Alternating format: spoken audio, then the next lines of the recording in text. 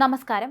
തിരുവനന്തപുരത്ത് ഗൃഹനാഥനെ തട്ടിക്കൊണ്ടുപോയി മർദ്ദിച്ച സംഭവത്തിൽ പ്രതികൾക്കായുള്ള തെരച്ചിൽ ഊർജിതമാക്കിയിരിക്കുകയാണ്. അനിൽകുമാറിനെയാണ് കഴിഞ്ഞ ദിവസം 5 പേർ ചേർന്ന് തട്ടിക്കൊണ്ടുപോയത്. കിളിമാനൂരിലാണ് സംഭവമുണ്ടായത്. തിരുവനന്തപുരം സ്വദേശികളായ സുധീഷ്, ഷംനാദ് ഉൾപ്പെടെയുള്ള 5 പ്രതികളെയാണ് പോലീസ് തെരയുന്നത്.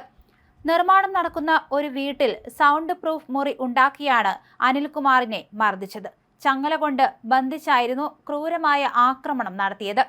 അനിൽകുമാറിന്റെ മകളെ കെട്ടിച്ചു കൊടുക്കാത്തതിലുള്ള വിരോധമാണ് പ്രതികൾ തീർത്തതെന്ന് പറയുന്നുണ്ട്. അതേസമയം ഭാര്യയെ തട്ടിക്കൊണ്ടു പോകാനുള്ള ശ്രമത്തിനിടയിൽ പോലീസ് ഇടപെടൽ ഉണ്ടാവുകയായിരുന്നു. അനിൽകുമാറിന്റെ മകനെയും പ്രതികൾ മർദ്ദിച്ചിട്ടുണ്ട്.